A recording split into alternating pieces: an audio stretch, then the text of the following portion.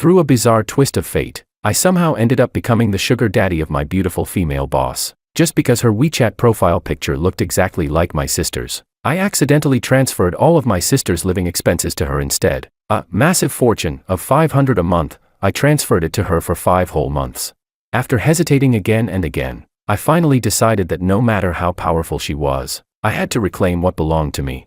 However, I thought that with her $1 million annual salary, there was no way she would care about such a small amount of money from me. But not only did she refuse to return it, she even started telling me about the pain and trauma of her dysfunctional family background. With tears in her eyes, she said, "The reason I accepted the money is because I've always wished I had an older brother who would send me allowance too." Damn it. Not only was she refusing to return the money, now she was clinging to me too. As for me, I only had one thing to say: hell no, give me my money back. Chapter 1. At the dinner table, Lillian was completely absorbed in gnawing on a chicken wing. My mom placed another piece of pork rib into her bowl and nagged, "Look how skinny you've gotten. Does your school cafeteria not feed people?" I eat. Lillian mumbled vaguely through her food before suddenly looking up at me. "Bro, did you block me recently or something?" My chopsticks paused midair. "No." "Why?" "Then why'd you stop sending me spending money?" She put down the chicken wing and started counting on her fingers. "You haven't transferred me a single cent since September. Didn't you promise to send me $500 every month?" My dad chimed in. "Your brother barely makes enough as it is. $500 a month is already generous. Don't push your luck." "But we already agreed on it," Lillian protested. She pulled out her phone and showed me the screen. "Look, the last transfer was on August 27th. After that, nothing." Instinctively, I opened WeChat and checked my transfer history. September, 500. October, 500. November, 500. December, 600. I'd added an extra 100 because I thought she needed winter clothes. January, 500. Every transaction was there, crystal clear, but when I looked closer, the recipient wasn't my sister, it was Willow, my direct supervisor, head of RD department too. Willow. My finger hovered over her profile picture, a cartoon orange cat, exactly the same as Lillian's. Back when I first added Willow on WeChat, I'd even thought it was a funny coincidence. I remember joking to myself that the two of them must have some weird fate connecting them. Now I couldn't laugh anymore. 5 months, 2,600, all transferred to my female boss. "Bro." Lillian waved a hand in front of me. "Why does your face look so pale?" "It's nothing." I locked my phone screen. "I probably transferred it to the wrong person before. I'll make it up to you later." "The wrong person? Who'd you send it to?" I rubbed my nose awkwardly. "A coworker." Lillian let out an "oh" and didn't ask further. I stuffed a piece of tofu into my mouth, but my brain had already exploded. 2,600. Willow accepted every single transfer without saying a word, not even a question mark. Was that normal? No, absolutely not. I desperately tried recalling whether Willow's attitude toward me had changed at all during the past 5 months. In September, she asked me to grab coffee for her once. Before that, she'd never sent me on errands. In October, during a department dinner, she sat beside me for the first time on her own initiative. In November, a project ran into trouble. It was clearly my screw-up, but she covered for me during the meeting. In December, during the annual performance review, she gave me an A. And in January, just last month, we worked overtime until 1 in the morning, and she ordered late-night food for me. I thought she was just a good boss, but now that I looked back on everything, cold sweat broke out all over my body. She couldn't possibly think I was trying to pursue her, right? Sending her $500 every month, like clockwork. Didn't that basically look like a subscription-style sugar arrangement? "George, stop eating already," my mom said as she reached over to feel my forehead. "Are you running a fever? Your face keeps turning red and white." "Feeling guilty," I replied. "No, I'm just tired." I quickly shoveled the rest of the rice into my mouth, returned to my room, and started scrolling through my chat history with Willow. Other than work messages, the conversation was spotless. 5 transfers. She accepted every one of them. No replies. No refunds. No thank yous. Nothing at all. I stared at that orange cat profile picture on my screen for a full 3 minutes. Chapter 2. It was already the 4th day of Lunar New Year. Only 3 more days before I had to return to work. 3 days. I needed to figure out a way to smooth this whole thing over. Option 1. Play dumb. Something like, "Manager Lou, my sister has the same profile picture as you, so I accidentally transferred the money to you. Could you send it back?" But that sounded exactly like a guy trying to take back money he'd willingly given away. Option 2. Say nothing at all. Pretend none of this ever happened and just make sure I never transferred money to the wrong person again. But what if she really had misunderstood my intentions? My phone vibrated. A message from Willow. "Lou, George, did you go back to your hometown?" At 11 o'clock at night, your boss suddenly messages you. Before this, I would have assumed it was about work. Now, I genuinely couldn't tell anymore, I replied. Yes, Manager Lou. I got home on the second day of New Year. Get some good rest. That was it. In the past, I would have locked my phone and gone straight to sleep. But tonight, I stared at those 3 words, get some good rest, over and over again. 8 times. Get some good rest. Was she just being polite? Or was she actually concerned about me? I placed the phone face down on my nightstand and closed my eyes. I was screwed. I didn't think I could face Willow normally anymore. Early the next morning, Lillian pushed open my bedroom door. Bro, did you transfer me $500 last night? Yeah, I replied, making up for the missing months. She asked, did the person you accidentally sent the money to pay you back yet? Not yet. Then hurry up and ask for it back. That's over $2,000. She sat beside my bed before asking curiously, was it a male coworker or a female coworker? A woman. Lillian's expression instantly changed. Whoa, a female coworker. You sent $500 to the same woman every month, for 5 months. I already told you. It was an accident. She narrowed her eyes suspiciously. Even if it was an accident, why wouldn't she return the money? She looked at me with the expression of someone who thought they'd uncovered the truth. Brother, don't tell me you're keeping a. Shut up. I pressed a hand against her forehead and shoved her away. Don't start imagining nonsense. She lifted her chin proudly. I'm warning you, if Mom finds out about this, if you tell Mom, you're never getting allowance from me again. She snorted and shuffled out in her slippers. The moment the door closed, I heard her mutter, scumbag. I wasn't a scumbag. I was just an idiot. Chapter 3. On the 5th day of Lunar New Year, I didn't leave the house. Same thing on the 6th day. For 2 whole days. I scrolled through Willow's WeChat moments from beginning to end. She barely posted anything, maybe once every 3 months. Her most recent post was on New Year's Day, a nighttime city view taken from a window, captioned with a single word, New Year. 4 people had liked it. No comments. I noticed one detail immediately. The photo had clearly been taken from a high-rise building. You could see the entire CBD skyline stretched out below. So she lived in one of those luxury apartments on the east side of the city.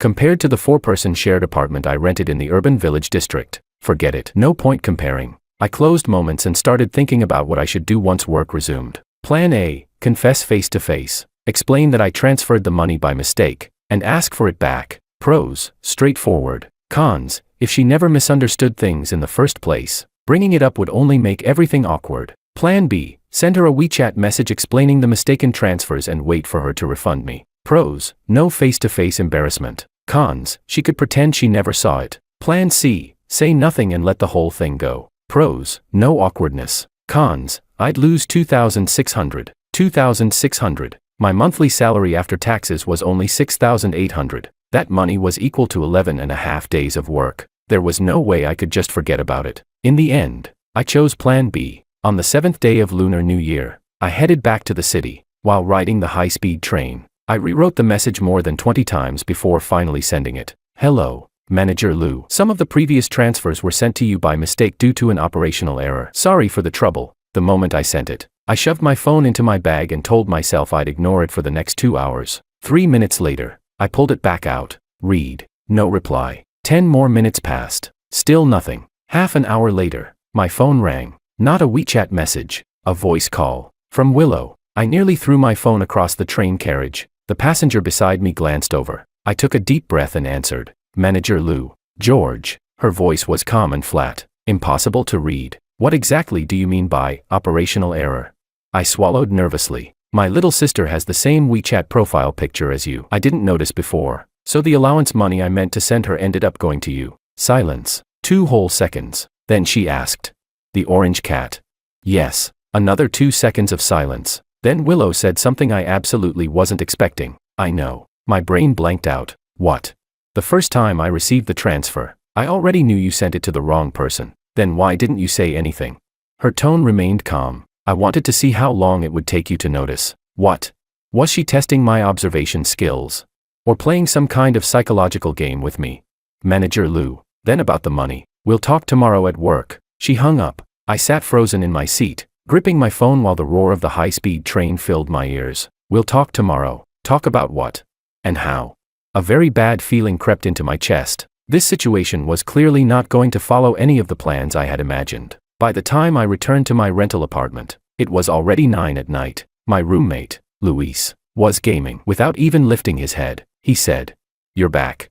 "Yeah. There's a package on your desk. Arrived before New Year." I tossed my luggage aside and walked over. A small box. No sender address. I opened it. Inside was a mug with an orange cartoon cat printed on it, almost identical to the WeChat profile picture. There was also a note attached to the bottom. "Happy New Year." No signature. I flipped the note over. On the back was a single line written in tiny handwriting. "No need to send the sixth payment." The sixth payment. February's transfer. Not only did she know I'd been sending the money by mistake, she even knew I still hadn't realized it all this time. She had been waiting to see whether I'd continue sending money in February. This woman. What the hell was she thinking?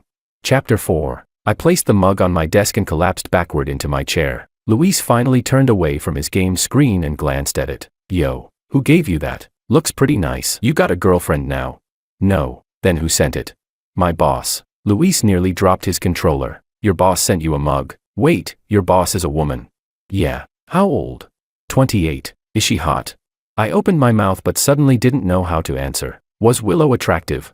Objectively speaking, she was easily among the most beautiful women I'd ever met in real life. High ponytail, perfect skin even without makeup. When she wore dress pants, her legs looked ridiculously long. She never smiled during meetings, but the few times she did smile, I'd only seen it twice, and both times had been directed at me. "She's pretty," I admitted. Luis looked at me with the expression of someone who understood everything while I understood nothing. "Bro," he said, "I think you did something huge without realizing what situation you're actually in." "Yeah, I did do something huge. I sent my boss monthly allowance money for 5 straight months, and she accepted it, then mailed me a mug. And yesterday she said we'd talk in person once work started again." I barely slept the whole night. When my alarm rang at 7 in the morning, I stared at myself in the mirror. The dark circles under my eyes looked like I'd been punched twice. After getting dressed, I bought an Americano on the way to work, hoping caffeine would force my brain awake. I entered the company building, swiped my card, and stepped into the elevator. Just as the doors were about to close, a hand reached in and stopped them.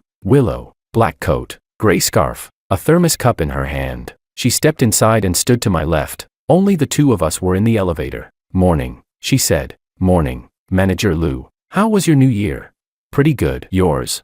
"Pretty good." The elevator rose toward the 30th floor. 10 silent seconds passed. Then she suddenly spoke. "You received the mug?" "Yes, thank you." "You're welcome." She glanced at me. "Consider it the interest." "Interest?" A mug was the interest on 2,600. That interest rate was criminally low. I licked my lips nervously. "Manager Lou, about the money." Ding. The elevator stopped at the 17th floor. The doors opened. Maria from the marketing department was standing outside. Willow immediately stopped talking and walked out without another word. I followed behind her. As I passed Maria, she gave me an extremely suspicious grin and wiggled her eyebrows. I ignored her. After sitting down at my workstation, I opened my computer and pretended to read emails. In reality, I couldn't focus on a single word. Willow's office was the glass-walled room at the end of the hallway, its door slightly ajar. At 9:30, the department morning meeting began. 5 of us sat around the small conference table. Willow opened her notebook and swept her gaze across everyone. "The post-holiday review reports are due by the end of today. We'll discuss the KPI allocation plan for the new quarter this afternoon. George, stay behind afterward." The other 3 people glanced at me before standing up to leave. Makoto left last. As he walked past me, he deliberately bumped my chair. Well, George. First day back after New Year and the supervisor already wants private tutoring time with you. I ignored him. The door closed. Willow set down her pen and leaned back in her chair, looking directly at me. "I don't plan on returning the 2,600. I was speechless. Just as I was about to speak, she lifted a hand slightly. "Let me finish first. When the first transfer arrived, I did think you'd sent it to the wrong person, but you never said anything. So I decided to wait and see. The second month, another transfer came. That's when I became certain you really had sent it to the wrong person. Then why?" I started. "Because," she said calmly, "I thought it was interesting." Interesting? My 2,600 was interesting to her. "You," she continued while looking at me, "don't talk much at work. You never volunteer to speak during meetings. But every proposal you submit is the most detailed in the entire department. Do you know how many times you've voluntarily spoken to me during the year and a half you've worked here?" I shook my head. 17 sentences, she counted. She paused briefly before continuing. "With the 2 sentences you said in the elevator today, that makes 19. I genuinely didn't know what to say, which probably made this sentence number 20. "But every month," she said, lifting her thermos for a sip of water, You transfer allowance money to your little sister on time, consistently, never missing a single month. That's when I realized you're not actually someone who talks too little. You just haven't been speaking to the right person. I had a feeling those words carried a much deeper meaning, but I absolutely did not dare think in that direction. Chapter 5. So, the money. How about this? She interrupted. Help me with something, and we'll treat the $2,600 as my consulting fee. What kind of thing? I need someone to accompany me to an industry networking event this Saturday. You mean, as a coworker escort? You can interpret it that way. I still couldn't figure out what she actually meant, but honestly, if the $2,600 was gone, then so be it. That was still better than having her hold this whole thing over me forever. All right, Saturday, 10:30 a.m., hotel lobby, wear formal clothes. She lowered her head and continued reading documents, making it obvious the conversation was over. I stood up and prepared to leave. Just as I reached the door, she called out to me again. George, yeah. In the future, make sure the allowance goes to your sister. Don't transfer it to the wrong person again. After saying that, she casually turned another page of her document, as if this entire incident was nothing more than a tiny side story. But when she said those words, I caught a brief expression on her face. Not amusement, not teasing. It looked more like regret, as if she genuinely found it a little unfortunate. Back at my desk, Makoto leaned over. So, did you get chewed out? No, just discussing work. What kind of work discussion requires a closed office door? He laughed in a way that instantly made me uncomfortable. George, let me give you some honest advice. Willow isn't a simple person. Don't get too close to her. Thanks for the concern. I mean it. He lowered his voice. Do you know what level she used to be at in headquarters? She got transferred down here. What does that have to do with me?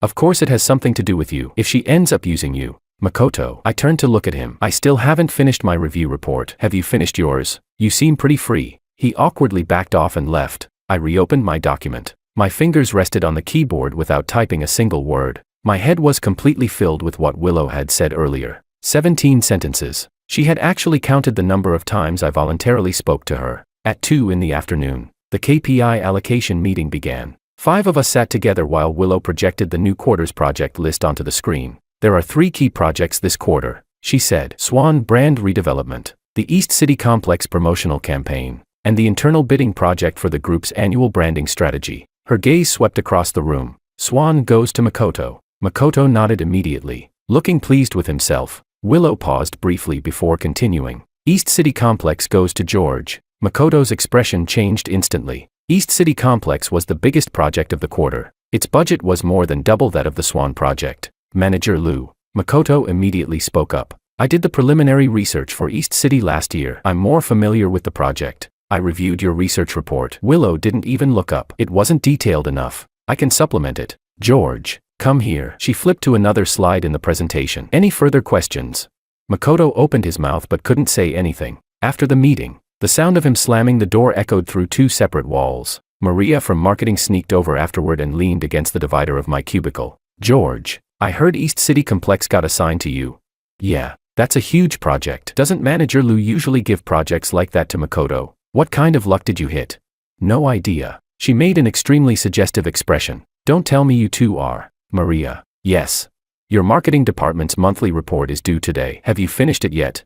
She instantly fled the scene. By the time overtime ended at 7:30, only Willow and I were left in the office. She stepped out of her glass office carrying her bag and paused beside my desk. You're still not leaving. I wanted to review the East City materials a bit more. She stood there watching me for a few seconds. Don't stay too late. Okay. She walked 2 steps away before stopping again. And don't forget about Saturday. I won't. Then she left. Once the office was completely empty, I leaned back in my chair and stared blankly ahead for a while. The water inside the orange cat mug on my desk had already gone cold. Chapter 6. Wednesday, Thursday, and Friday passed with unexpected calm. At the office, Willow treated me no differently than anyone else, professional, efficient, and businesslike. At one point, I even started wondering if Monday's conversation had just been some bizarre dream. The only abnormal thing was Makoto. Over those 3 days, his attitude toward me upgraded from mildly unfriendly to openly hostile. During Thursday afternoon tea break, he casually said in front of 3 coworkers, "Young people sure climb the ladder fast these days. Makes you wonder what kind of skills they're relying on." Nobody responded. Neither did I. Not because I was being mature. It just wasn't worth it.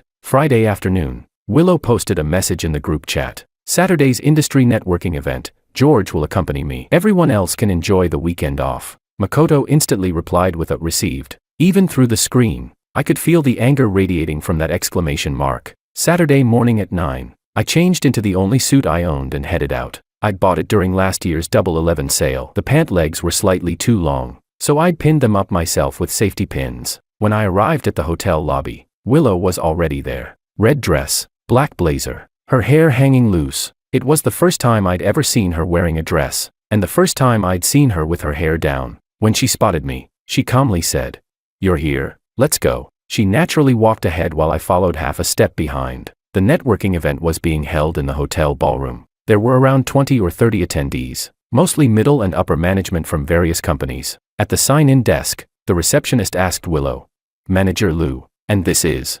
"My coworker, George." "Understood. We've arranged seating for you at table 6. On the way there, multiple people greeted Willow. "Manager Lou, long time no see." "Willow, when are you coming back to headquarters?" "Wow, Willow, you look beautiful today." She responded to everyone politely with practiced smiles, but the moment we reached a spot with no people nearby, the smile vanished instantly. "So exhausting," she muttered quietly. I couldn't help asking, "Then why did you come?" "There's someone here I need to make sure sees me." "Who?" She didn't answer. Instead, her gaze shifted toward the entrance. A man in his 50s walked in with 2 younger men beside him. For a brief moment, Willow's expression changed. I couldn't describe the emotion on her face, but it definitely wasn't happiness. In a low voice, she told me, "No matter what happens later, don't speak, okay?" The men noticed Willow immediately and walked straight toward us. "Willow, you're back." He smiled while extending his hand. "How's your father's health recently?" "He's doing all right, thank you for asking, Uncle Joe." Willow shook his hand briefly before letting go. The men glanced at me. "And this is?" "My coworker." "Oh." His eyes stayed on me for less than a second before shifting away again. "Willow, I've still been thinking about your father's situation. Have you considered the proposal we discussed before?" "I'm still considering it. Don't take too long." He curled his lips into a smile. "Time waits for no one." Then he walked away. The moment he turned around, Willow dropped the smile she'd been wearing the entire time. "Who was that?" I couldn't help asking. "Duncan, vice president of the industry association. He used to be my father's business partner." "Used to?" "Later, he manipulated things and swallowed up my father's shares. The stress nearly killed my dad." Her tone was calm, almost detached, as if she were talking about someone else's life, but the fingers gripping her thermos cup had gone pale white. "So you came to this networking event just to?" She interrupted me. "To remind him I'm still here, and make him uncomfortable." I looked at her profile and suddenly realized every impression I'd had of her before was only surface level. She wasn't just a strict department manager. Halfway through the networking event, there was a short presentation segment for each company. Our company was fourth. Willow went on stage and spent 5 minutes presenting a review of one of last quarter's successful projects. She spoke steadily and clearly. Her logic was sharp, and several people in the audience nodded along. Only Duncan, seated in the front row, spent the entire presentation staring at his phone. After she finished and stepped off stage, she passed by Duncan. He suddenly spoke. "Willow, nice case study, but honestly, your current platform is a bit too small for someone like you." Willow didn't even slow down. "It's sufficient." His tone carried obvious contempt. "Your father didn't think on such a small scale back then." Willow stopped walking. Then, word by word, she replied, "No matter how grand my father's ambitions were, he still got stabbed in the back by someone he trusted." The smile on Duncan's face stiffened for half a second. Willow continued walking. As she passed beside me, she quietly said, "We're leaving." Chapter 7. We stayed at the networking event for barely over an hour. After leaving the hotel, Willow stood at the entrance and took a deep breath. "Thanks for coming with me. I didn't really do anything. Just standing there was enough." She turned her head slightly to look at me. "If I'd gone alone, it would have looked too lonely." "All right then." So my role today had basically been a decorative background tree that could breathe. "Come on," she said. "I'll treat you to dinner." After taking 2 steps forward, she stopped and asked, "Any food you can't eat?" "Nope." "Good." She took me to a small Japanese restaurant hidden beside the hotel, tucked away inside an alley. We ordered 2 set meals and sat across from each other. Halfway through the meal, she suddenly asked, "George, you've been at the company for a year and a half now. How much money have you saved?"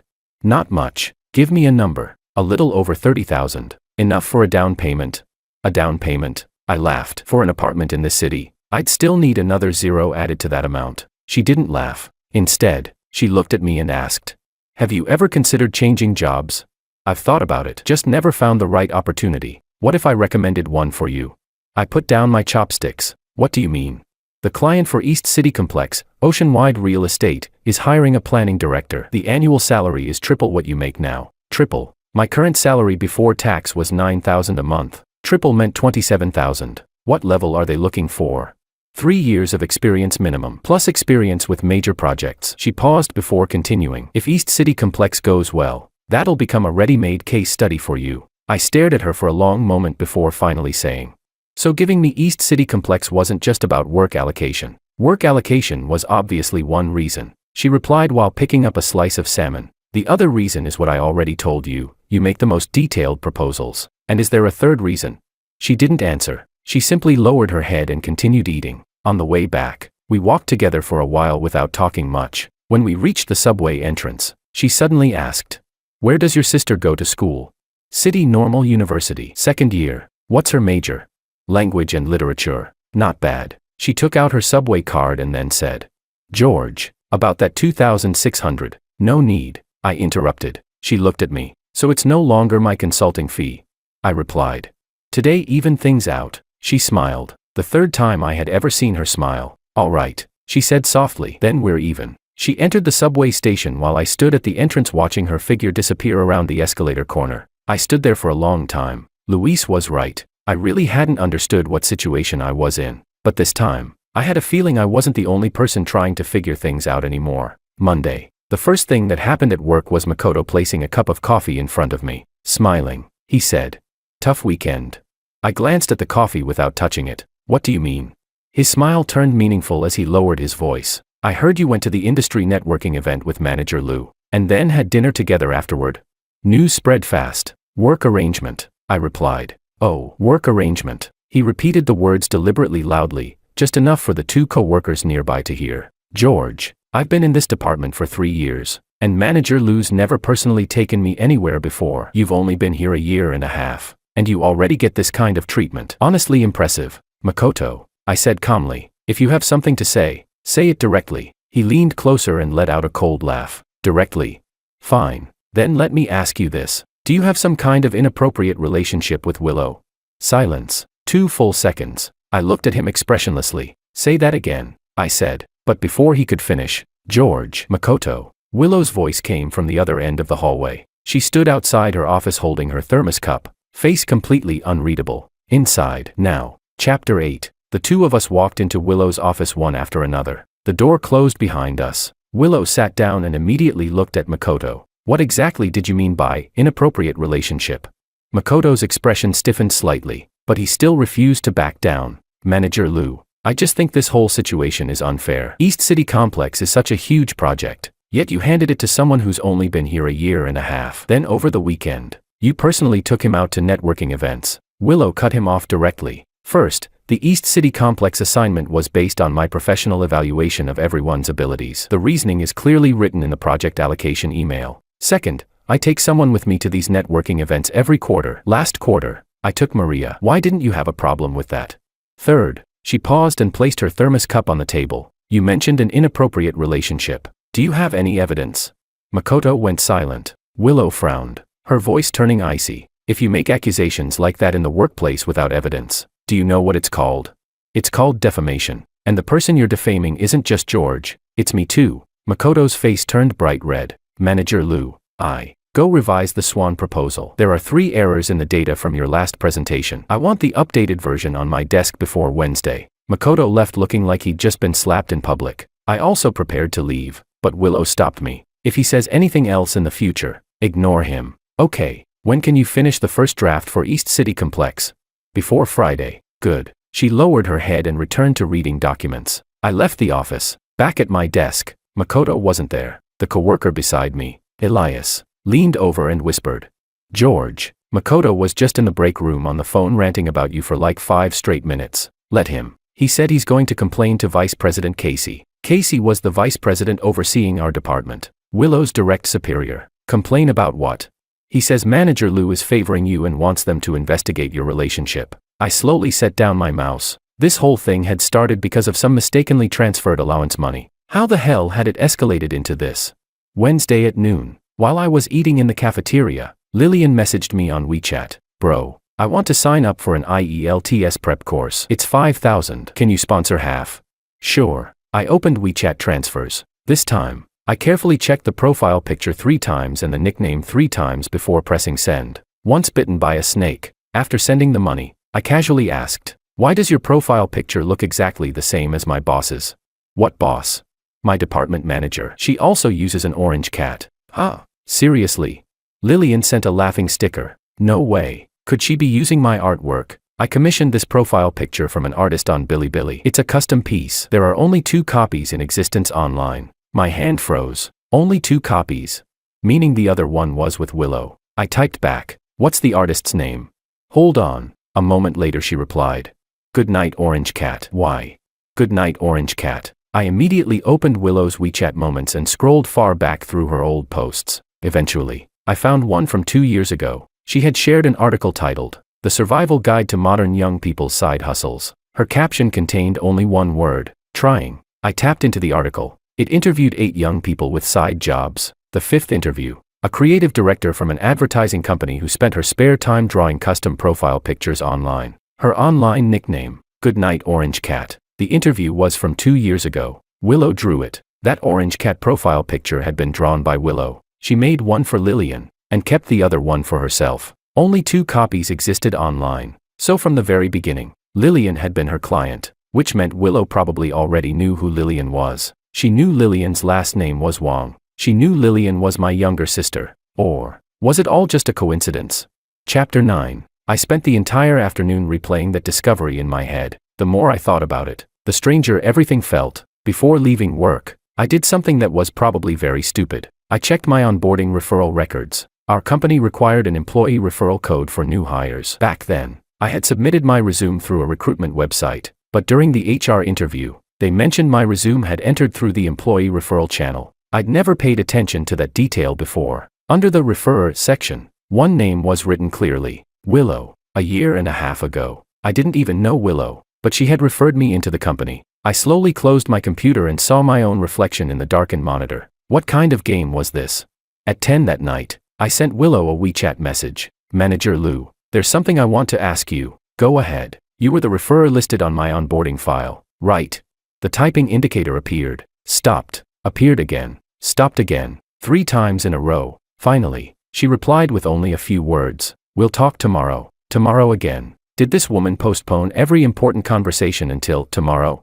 I didn't press further, but I knew very clearly now. This situation had long since become something far more complicated than accidentally sending allowance money to the wrong person. Thursday morning, when I arrived at work, Willow's office door was closed. Even the blinds were drawn shut. You couldn't see inside at all. The 9:30 morning meeting proceeded as usual. She discussed project progress, assigned tasks, and acted completely normal. She didn't look at me any differently. After the meeting, she didn't ask me to stay behind either. The entire morning passed without her stepping out of her office once. At noon, I went to the break room to refill my water bottle. The moment I turned the corner, Makoto blocked my path. Beside him stood someone else, Lisa from Human Resources. Lisa waved at me politely. "George, perfect timing. There's something we need to confirm." "What is it?"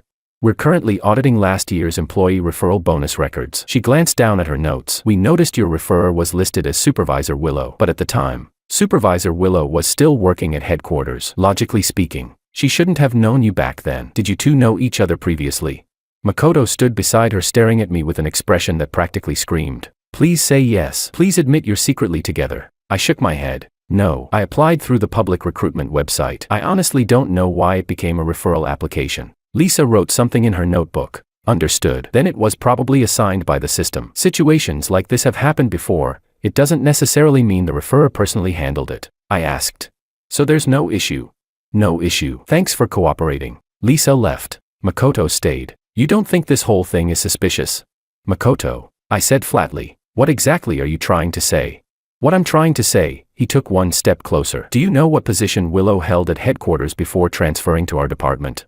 "No." He curled his lips slightly. "Deputy Director of the headquarters Strategic Planning Center. She managed over 30 employees. She was transferred here under the excuse of supporting the branch office, but in reality, she was pushed out politically. So, he said slowly, her being in this department right now means she's lying low. Everything she does has a purpose, including the way she treats you." I looked directly at him. "You think there's a motive behind her being nice to me?"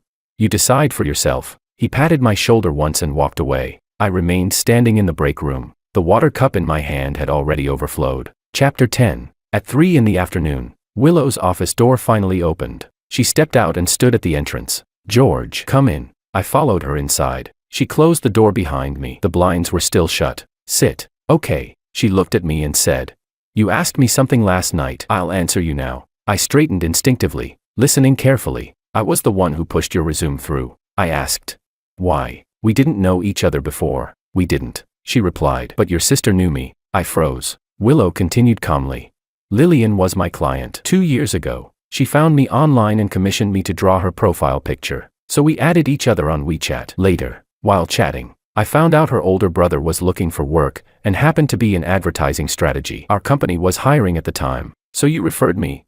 She neither confirmed nor denied it directly. "I looked through your portfolio. The full branding package you did for the tea-chain company at your previous job was very good. Better than most of the applicants I interviewed." I asked. "So what came first, seeing my portfolio or knowing Lillian?" She glanced at me. "Knowing Lillian. Then when you referred me into the company, was it because of my abilities or because of Lillian?"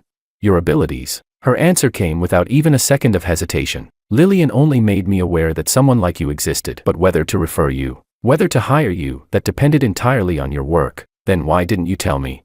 "There was no need." "You don't think this whole thing feels?" "Feels what?"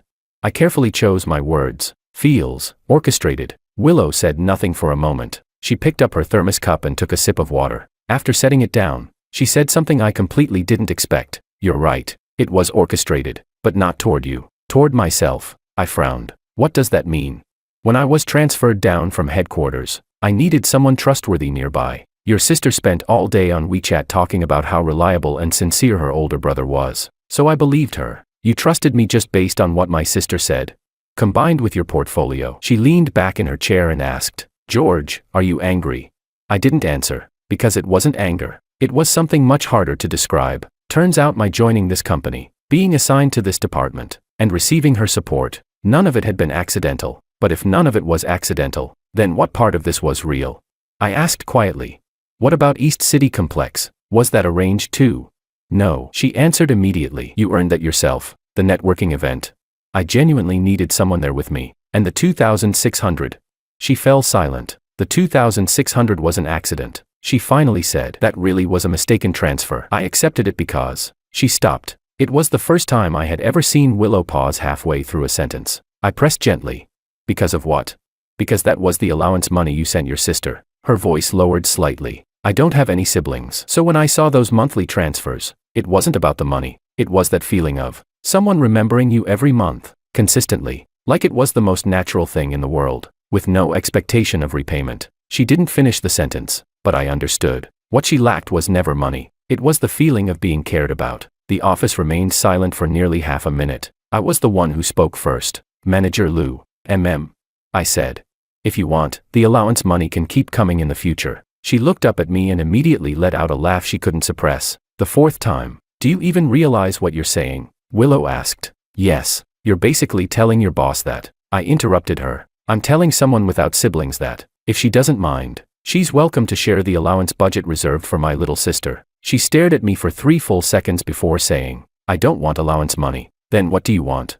"The East City Complex proposal on my desk before tomorrow." She pushed the documents toward me and lowered her head, her hair falling forward to hide part of her face, but I still caught sight of the faint redness around her ears. Friday afternoon, 4 o'clock. The first draft for East City Complex was officially submitted. Willow spent 2 full hours reviewing it page by page before posting a message in the group chat. "The proposal has passed overall review. Detailed revision notes have been sent by email. Client presentation is scheduled for Monday." Makoto replied in the group with a thumbs up emoji, but that thumbs up definitely was not meant as praise. When work ended, Willow stepped out of her office and paused beside my desk. "The proposal was well done. Thank you. 2 people from the client side are coming Monday. Their planning director, David, and their vice president of marketing. David likes nitpicking details. Prepare the data models carefully." "Understood, She walked 2 steps away before turning back again. "And don't stay up all weekend working overtime." "Okay." Then she left. Beside me, Elias made an extremely faint,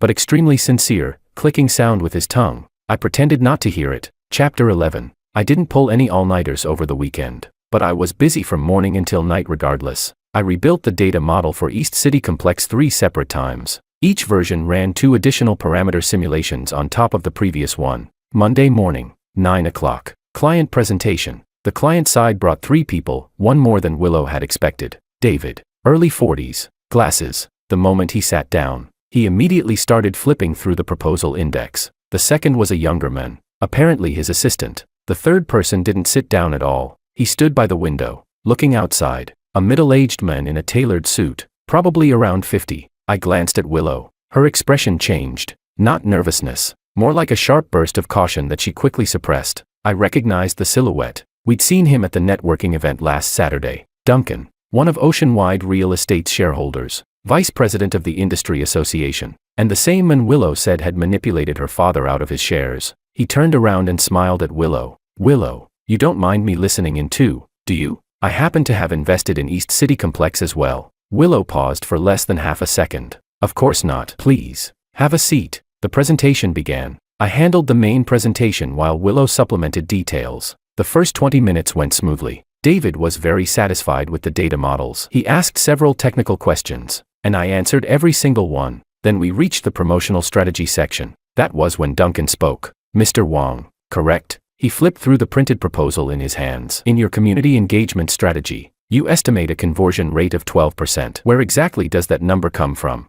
Willow and I had rehearsed this question beforehand. I knew the source data perfectly clearly. That number is based on 3 reference cases. He interrupted me. I know their references. What I'm asking is whether any of those reference cases perfectly match the scale of East City Complex. I replied. There's roughly a 10% scale deviation. He closed the proposal folder. Then that 12% estimate isn't accurate. Strictly speaking, it isn't scientifically rigorous. David adjusted his glasses without speaking. I opened my mouth to explain further, but under the table, I felt Willow lightly tap my hand. Mr. Duncan is correct. Willow smoothly took over. 12% is the result of the preliminary model. During actual implementation, we'll validate the data in stages. There's a detailed adjustment mechanism explained on page 23. That is, assuming you flip to that page. Duncan didn't. He simply stared at Willow. Willow, I'm not trying to nitpick. I genuinely think that for a project of this level, he glanced at me briefly. Your team might still need a bit more maturity. Willow responded instantly. Our team is indeed young, but the advantage of being young is that we don't solve new problems with old methods. The conference room fell silent for a brief moment. That was when David finally spoke. We'll take the proposal back and conduct another internal discussion round. Manager Liu, Mr. Wong, thank you for your hard work. The presentation ended. After the clients left, Willow stopped me in the hallway. You did well today, I sighed. Duncan still managed to pick apart one weakness. That wasn't really a weakness. It was just a matter of perspective. He doesn't actually care whether the number is 12% or 11. He came here to see me. To see what? To see whether I'm doing well at this branch office. She walked into her office and continued. The better I'm doing, the more unhappy he becomes. Why? Because the better I do here, the more likely it is that I'll return to headquarters. She sat down after saying that and didn't continue, but those words planted themselves in my mind like a seed. She wanted to go back to headquarters. She had always wanted to go back, and if she did, what would happen to me? Chapter 12. When I got back to the apartment that evening, Luis was cooking instant noodles. Without even turning around, he said, "Grab me an egg." I took one from the refrigerator and handed it to him before leaning against the kitchen doorway in a daze. "What now?" he asked while stirring the noodles. "Nothing." He turned off the stove and glanced at me. "You've been talking less and less lately. Does this have something to do with your female boss?" "How did you know?" He snorted. "The night before yesterday, you talked in your sleep. You literally called out Manager Liu. I decided right then that from now on I needed to sleep with my mouth covered." Luis tilted his chin toward me. "So, spill it. What's going on?" I replayed everything in my mind. The mistaken allowance transfers, her deliberately not returning the money, the mug, the networking event, Duncan, the referral hire, Lillian being her client, her being pushed out from headquarters to the branch office. Every individual piece had a perfectly reasonable explanation, but when all the pieces were put together, it still felt like there was one crucial puzzle piece missing. Luis carried his noodles to the dining table and asked, "I'll just ask you one thing. Does she treat you well? More or less? Then does she treat everyone else well too?" I thought for a moment. "Not really." "There you go." He slurped up a mouthful of noodles and spoke vaguely through them. "If someone treats you better than they treat everyone else, then either they need something from you, or they care about you. What exactly do you think she needs from you?" "East City Complex," I answered. Luis scoffed. That was an opportunity she gave you. That's not her asking you for something. Think harder. I couldn't think of anything. So it's the second option. After saying that, he simply carried his bowl away. Tuesday. Everything was peaceful. Willow stayed in her office the entire day. The only time she came out was to answer a phone call in a foreign language. I couldn't understand what she was saying. Even Makoto behaved himself for once. He revised the Swan project proposal 3 separate times, and Willow rejected all 3 versions. At 5 in the afternoon, I received an email. Sender, Casey, Vice President. The content contained only one sentence. George, come to my office Friday at 2 p.m. No explanation. I asked Willow about it, but she didn't know either. She frowned slightly. Casey's looking for you. What for? The email didn't say. All right, I'll ask around for you. Thursday night, Willow sent me a WeChat message. I asked. He said it's just a routine conversation. Don't be nervous. Routine conversation. I'd been at the company for a year and a half and had never once been invited for a routine conversation with a vice president. Friday, 2 p.m. I knocked on Casey's office door. Come in. Vice President Casey was in his early 40s, tall, with slightly thinning hair. A handkerchief embroidered with golf clubs sat on his desk. Sit. Thank you, Vice President Casey. You're George, right? Been with the company a year and a half. Yes. The East City Complex proposal was well done. I reviewed it. Thank you, but that's not what I called you here to discuss. He leaned back in his chair, fingers interlocked over his stomach. There's a situation I'd like to understand better. Of course. Someone reported, he paused before continuing, that you and Supervisor Willow have interactions exceeding the boundaries of a normal co-worker relationship. What's your response to that? I knew it. Makoto had filed a complaint. Vice President Casey, that isn't true. Explain, I calmly said.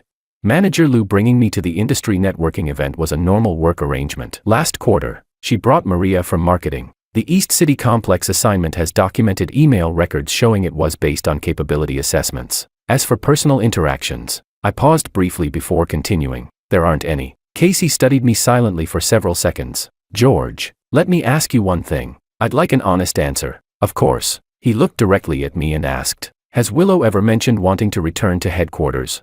Chapter 13. I hadn't expected him to ask that. I froze for a second before instinctively answering. No. Casey looked at me. Really? She mentioned the possibility of returning to headquarters once, I admitted, but she never discussed anything specific. Casey nodded slowly. Headquarters is indeed considering transferring her back. She spent a year at the branch office, and her results are obvious to everyone. The current estimate is as early as next quarter. I frowned. What does that have to do with me? A lot. He sat up straighter, his expression turning serious. Once she leaves, RD Department 2 will need a new supervisor. There are currently 2 candidates, Makoto and you. I stared at him blankly. I'd only been here a year and a half. Makoto had been here for 3 years. Vice President Casey, my experience level. He waved a hand, cutting me off. Experience isn't the only standard. Ability, performance, project history, those matter too. But there's one prerequisite. You and Willow must be completely clean. If there's any evidence of favoritism, private relationships influencing project allocation, or conflicts of interest, then not only will you lose your chance, Willow's transfer back to headquarters will also be affected. I understand. Good. He stood up. You can decide for yourself how to handle things from here. Pretend this conversation never happened, but remember it. After leaving the vice president's office, I stood silently in the hallway for a full minute. Makoto had indeed filed a complaint, but Casey's purpose today wasn't entirely innocent either. He was drawing boundaries for me. At the same time, he was making one thing very clear. Willow was leaving. Back at our department floor, I saw the light in Willow's office still on. She stood by the window with her back facing the glass wall, like she was thinking about something. I didn't go in. I returned to my desk. That night, after everyone else had left work, I stayed behind revising the data model. Willow's office door opened. She walked out. You're still here? I nodded, adjusting the model. What did Casey say to you? I looked up. There was something slightly different in her expression compared to usual. I wasn't sure what to call it. Concern, maybe. He said you're going back to headquarters. Her footsteps paused briefly. What else did he say? He said Makoto and I are the candidates to replace you, and... I hesitated for a moment. He also said that whatever exists between us has to stay clean. She said nothing. 10 full seconds of silence passed. Then she pulled over a chair and sat down across from me. George, yeah. She asked quietly. Do you think what exists between us is clean? I looked at her. Most of the office lights had already been turned off. Only the lamp above my workstation remained on. The light hit half her face. leaving the other half in shadow. I don't know, I answered honestly. Neither do I. Another few seconds of silence. Then she spoke again. But there's one thing I do know. What? If I return to headquarters, and honestly, it's probably next quarter, I'll recommend you to take over RD department too. Not because you accidentally sent me 5 months of allowance money. Not because Lillian uses the profile picture I drew. But because your proposals genuinely are the best. Makoto won't accept that. Willow shook her head calmly. It doesn't matter whether Makoto accepts it. What matters is whether Casey does. I hesitated. Casey's attitude today. He was testing you. Willow interrupted. As long as you maintain your current performance and East City Complex succeeds, you don't need to worry about anything else. I asked quietly. What about you? What about me? If you return to headquarters, I stopped midway through the sentence. I didn't know how to ask what I really wanted to ask. What I actually wanted to say was, if you go back to headquarters, will I still see you? If you go back to headquarters, can I still send you allowance money? Both questions sounded unbearably stupid. So instead, I asked, what happens with Duncan after you go back? She blinked, clearly not expecting that question. I'm going back to headquarters because of Duncan. She stood up. It's late. Let's go. She packed her bag. I shut down my computer. The two of us walked out of the company building one after another. At the entrance, she asked, how are you getting home? Subway, then bus. I'm heading the same direction. I can give you a ride. I waved my hand lightly. No need. She turned to look at me. Because of what Casey said earlier?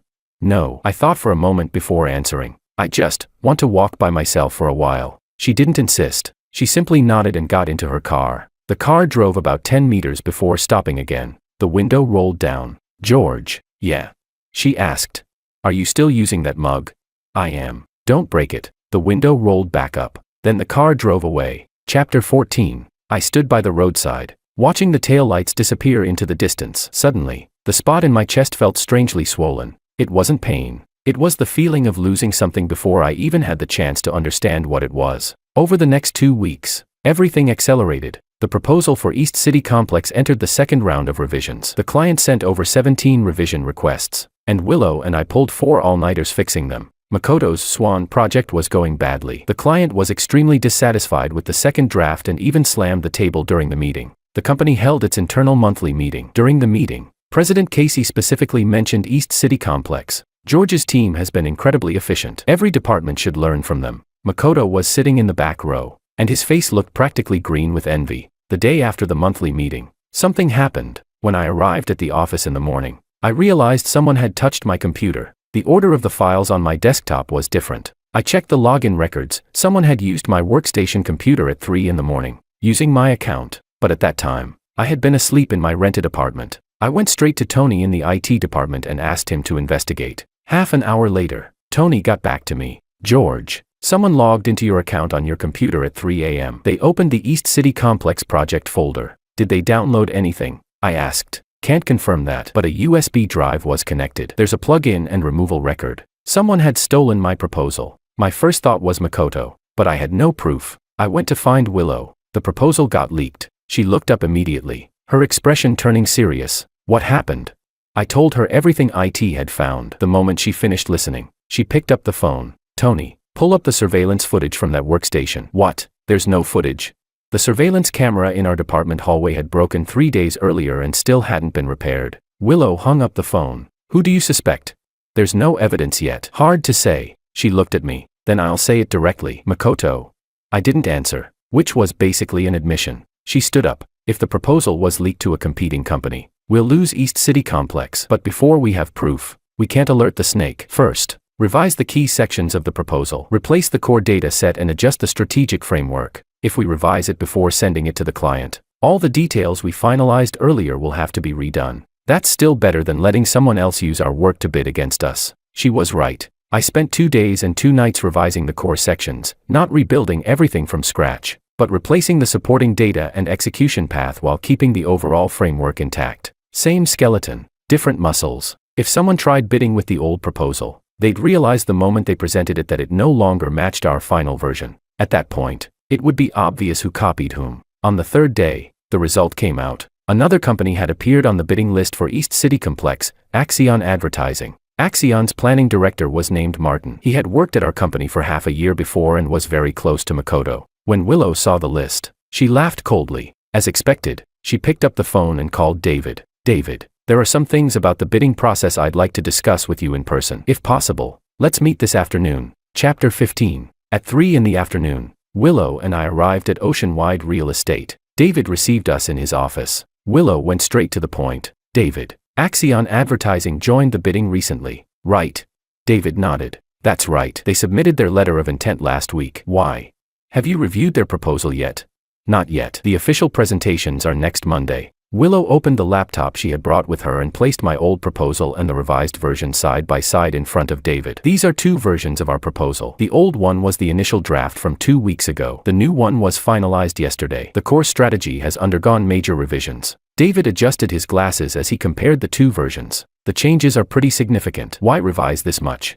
Because we have reason to believe the old proposal was leaked. Willow showed him screenshots of the USB connection logs. These are records from our internal IT department. Someone stole the old files from my colleague's computer. David's expression changed instantly. You mean? Willow continued calmly.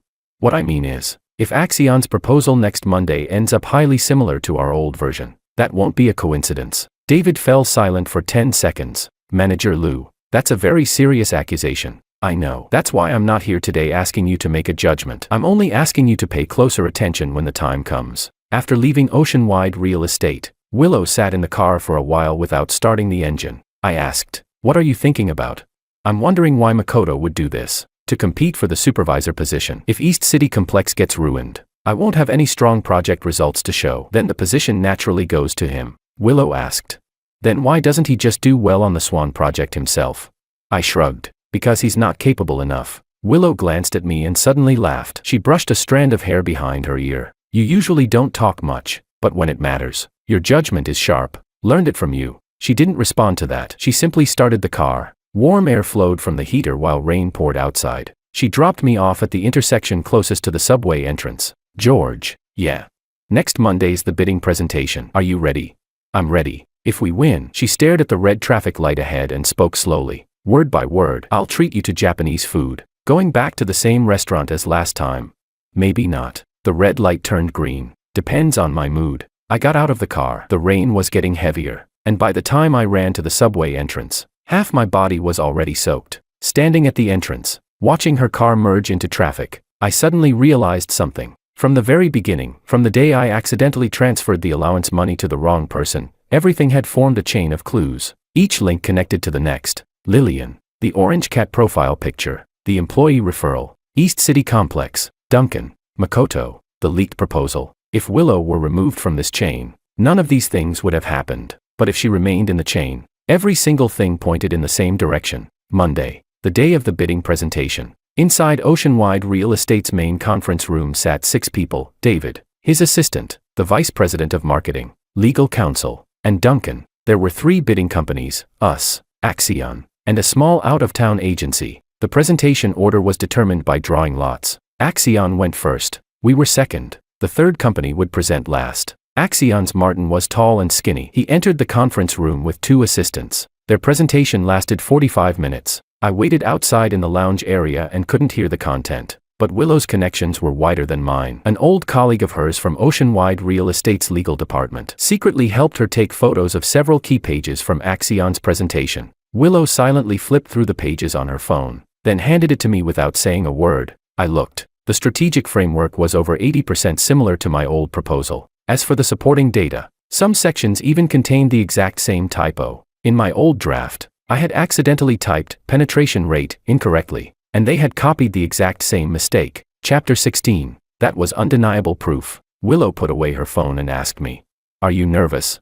Not really, but she said, "I'm a little nervous." It was the first time she had ever admitted that in front of me. Manager Lou, no matter what happens today, call me Willow. I paused for a second. Willow, no matter what happens today, this is the best proposal I've ever made. She nodded. Then that's enough. Let's go in. I delivered the most important presentation of my life. Standing inside Oceanwide Real Estate's conference room, facing 6 people, I went from the first slide to the last. 1 hour and 5 minutes. During the presentation, David asked 7 questions, and I answered every one of them with solid reasoning and evidence. The vice president of marketing was particularly impressed by the implementation plan for the community engagement campaign. Legal confirmed the proposal's compliance. Duncan didn't say a single word. Not one word from beginning to end. He simply sat there, looking at me, and occasionally looking at Willow standing beside me. When the presentation ended, we walked out of the conference room. Inside the elevator, Willow suddenly reached out her hand. I froze for a moment before taking it.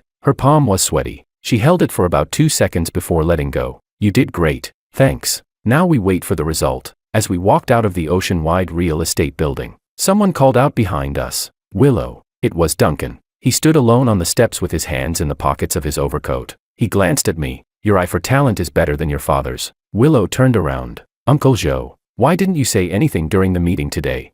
Nothing needed to be said. He walked down the steps until he stood level with us. The proposal really was good. Is that all? Willow asked. That's all. He paused for a moment before continuing. But Willow, about your return to headquarters, are you sure you're ready? Then he turned and left. Willow stood there for a long time, staring in the direction he had gone. Let's go, I said. She snapped back to reality. Yeah, let's go. This time, she didn't offer to drive me home. We went our separate ways. Wednesday, the bidding result was announced. David personally made the call. Manager Lou, congratulations. Your team has won the East City Complex project. Willow simply said thank you and hung up. Then she walked out of her office and stopped in front of my desk. We got it. Just those 2 words. Elias was the first to react. He slammed the desk excitedly. That's insane.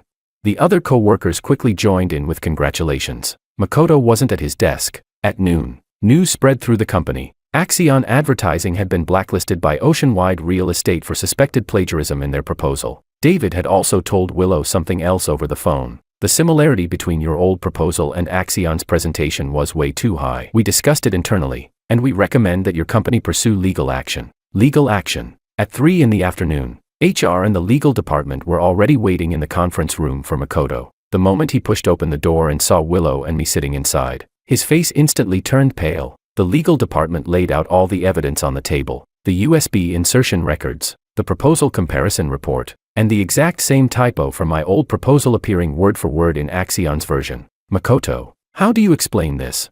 He licked his lips and forced out a dry response. Coincidence? Willow asked coldly. And the typo, penetration rate, being copied exactly the same way is also a coincidence.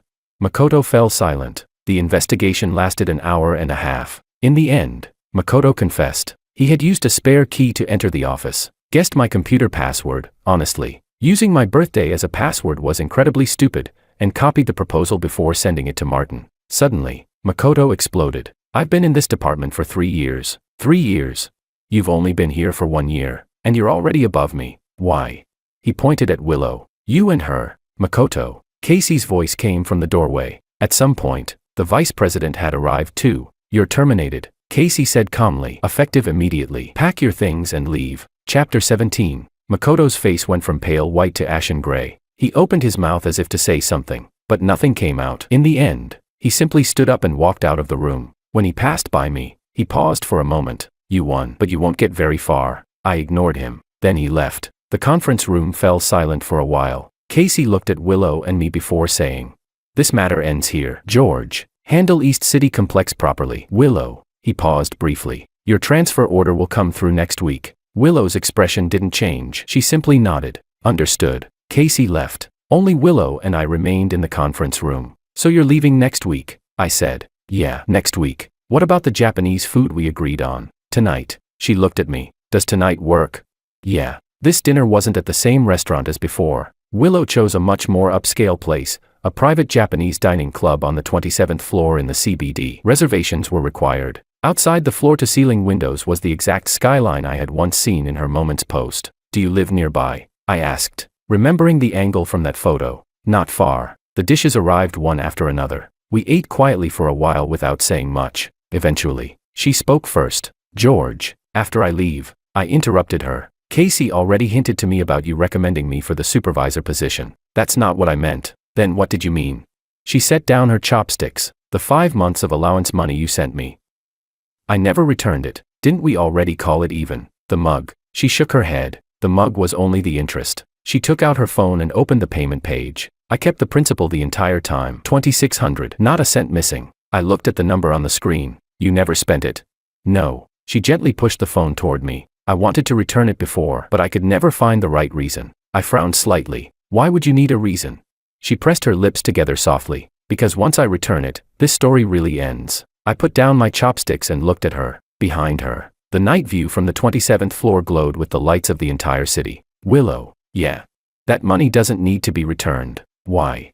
I looked at her thoughtfully, because I just realized something. If it weren't for those 5 mistaken transfers, I probably never would have spoken more than 20 sentences to you in my entire life. She looked back at me quietly. I smiled. So those $2,600 were probably the best investment I've ever made in my life. She didn't move. Several seconds later, she picked up a slice of salmon and stuffed it into her mouth, mumbling something so softly I almost missed it. I think it was worth it too. After dinner, she drove me to the subway entrance. This time, I didn't refuse. The car stopped by the roadside, and the window rolled down. I can trust you with RD department too, and at headquarters, I have things to do. She glanced at the distant skyline. It's about time I dismantled Duncan's little tricks one by one. By yourself? I asked. Not by myself. She turned to look at me. I found someone trustworthy at the branch office. I didn't say anything. She continued. If anything comes up in the future, contact me anytime, and you don't need to keep sending allowance money anymore. She paused, then smiled faintly. Though if you still want to send it, that works too. I won't return it this time. After saying that, she rolled the window back up. The car drove away. I stood by the roadside, watching the taillights disappear into the distance. This time, I stood there even longer than before. The wind was strong. I pulled up my collar and walked into the subway station. Willow left on a Friday. There was no farewell dinner, no dramatic send-off. At 4 in the afternoon, after packing the last box of her belongings, she sent a message in the department group chat. Everyone, starting next week, RD Department 2 will be temporarily managed by George. Please continue handling work matters as usual, and if there are any issues, bring them up in the group chat anytime. Thank you all for everything during this period. Hope our paths cross again someday. The group chat instantly filled with replies. Take care, Manager Lou. Thank you, Manager Lou. I replied with only one word. Take care. She didn't reply to me separately. Chapter 18. At 4:30, I saw her carrying a box toward the elevator. I chased after her. Willow. She turned around. I took the mug with me. That was for you. No. I mean, this is for you. She picked up a paper bag from the top of the box and handed it to me. I opened it. It was an original hand-drawn illustration of the orange cat. A 4-sized and professionally framed. It was exactly the same as the cat from her profile picture, except there was an extra handwritten line beneath it. Third copy on the entire internet. I stood in the hallway holding the frame, watching the elevator doors close in front of her. She said, George, good luck next Monday. Then the doors shut. I lowered my head and looked at the drawing. The orange cat stared back at me with that same goofy grin. Third copy on the entire internet. The first copy had gone to Lillian. The second, she kept for herself. The third, she gave to me. I carried the frame back to my desk and placed it beside the orange cat mug. Elias peeked over the partition and glanced at it. George, what's this? Cat-themed office setup. I laughed. Yeah, cat-themed. I sat down, turned on my computer, and changed the desktop wallpaper to the orange cat. Just a little over a month ago, I had been stressing over $2,600. Now Willow was gone, leaving behind a supervisor position, a framed drawing, and something I still hadn't found the courage to say out loud, but that was okay. She had said it herself. If anything came up, I could always contact her. I could even keep sending her allowance money, and this time, she wouldn't return it. During my first week taking over RD Department 2, I thought it would be difficult. Reality turned out to be even harder. Makoto was gone, leaving behind a complete mess. The Swan brand proposal had already gone through 5 revisions and still wasn't meeting the client's standards. The client was already threatening to switch suppliers. Elias and the other 2 co-workers executed tasks reasonably well, but without an experienced veteran setting the rhythm. There were too many things I had to oversee personally. East City Complex had entered the execution phase. The client held one coordination meeting every week, and David was becoming increasingly demanding. On the busiest day, I attended 4 meetings back-to-back and only had enough time to eat bread and drink coffee in between. When I finally returned to my rented apartment at 10 that night, Luis was already asleep. I showered, lay down on my bed, and scrolled through my phone. Willow had posted a new update on Moments, a photo of the headquarters office building. Caption, back. There were more than 10 likes beneath it, along with one comment from Duncan. Welcome back. No matter how I looked at it, that welcome back didn't feel friendly. After thinking for a moment, I sent Willow a message. How's headquarters? 5 minutes later, she replied. Still adjusting. How's your side? I replied helplessly. The Swan client is about to run. She asked. Elias can't handle it. His technical skills are fine, but he's bad at managing client relationships. she replied, before sending him to meetings. Make sure the competitor analysis is solid. The client isn't saying the proposal lacks creativity, the real issue is differentiated data. I left a competitor database in the department shared drive, D drive, third folder. I checked. It was really there. A complete competitor database covering 6 years of trend data for the same industry category. When did you make this? I asked. When I first transferred to the branch office last year, I had nothing better to do. She said it so casually, as if building an enormous database like that was just a random way to kill time. At that moment, I understood a little more clearly just how lonely she must have been during that year after transferring from headquarters to the branch office. Thanks. You're welcome. Willow. What? I asked. At headquarters, is Duncan putting pressure on you?